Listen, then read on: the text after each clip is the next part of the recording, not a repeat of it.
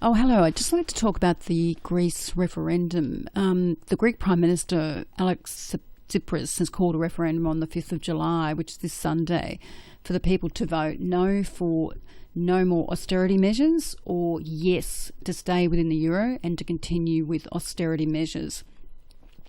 Austerity measures are effectively about Greece reducing its government budget deficits, which essentially means reducing its spending cuts, reducing spending, cutting spending, lowering pensions, increasing tax, effectively where the government spends less than what it's actually earning. So these austerity measures have been quite draconian and very strict, and they've been set down by the European Central Bank, the International Monetary Fund and the World Bank.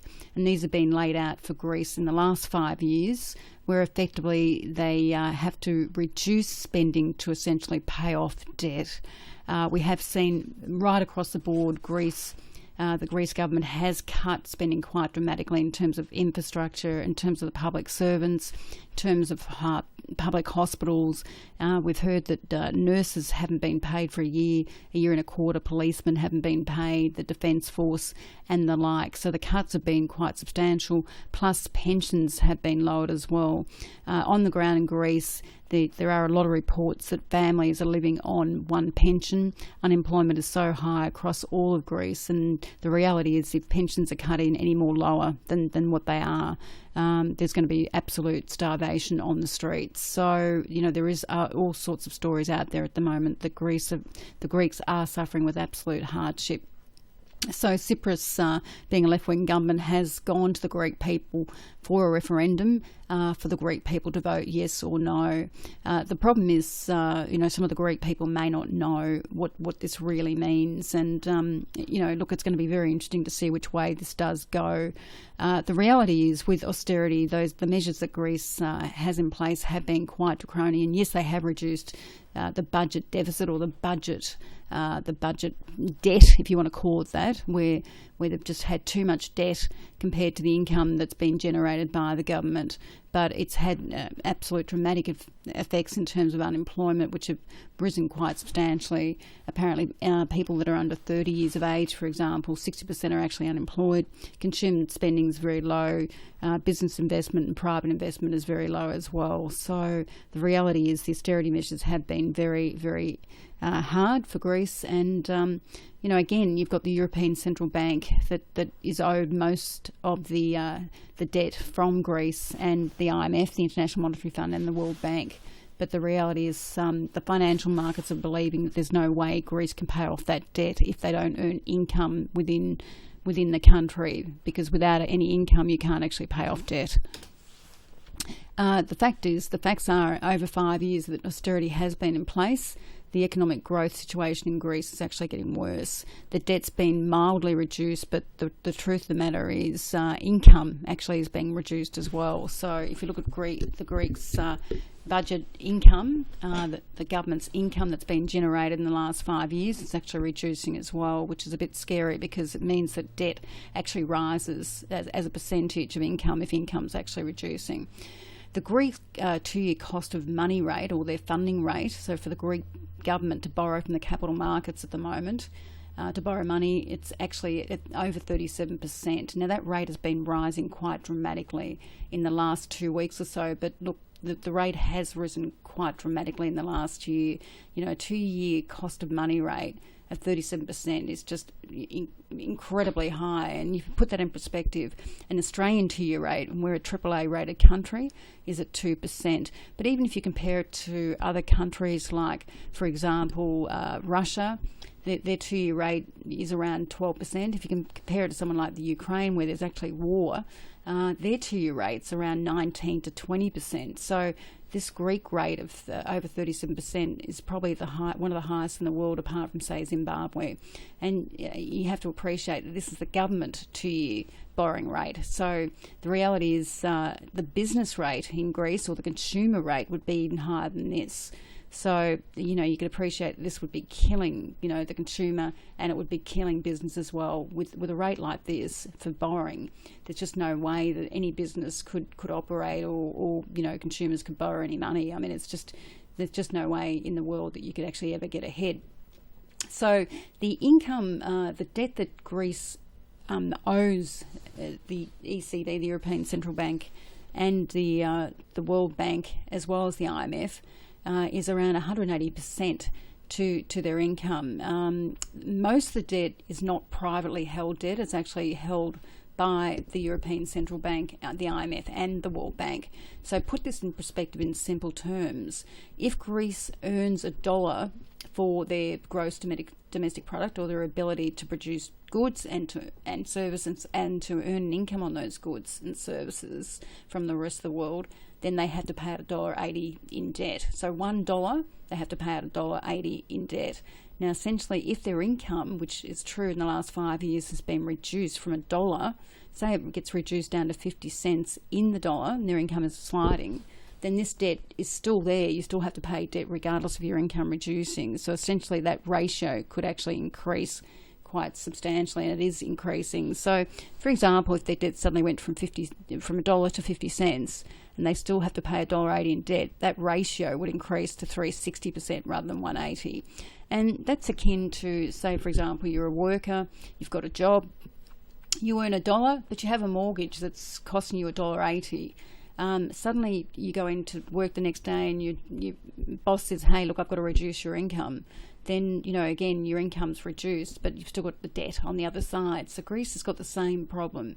Their income has been reduced because of these austerity measures, but they still have the debt on the same side. And what it means is if they stay in the euro, the ECB, the European Central Bank, the IMF, and the World Bank will still lend them money, so still give them money, but essentially that money that they're giving them is being paid to them to pay out debt. And so they're actually incurring more debt by borrowing more money from the European Central Bank, the IMF, and the World Bank to pay out debt, and their debt continues to increase while their income continues to reduce.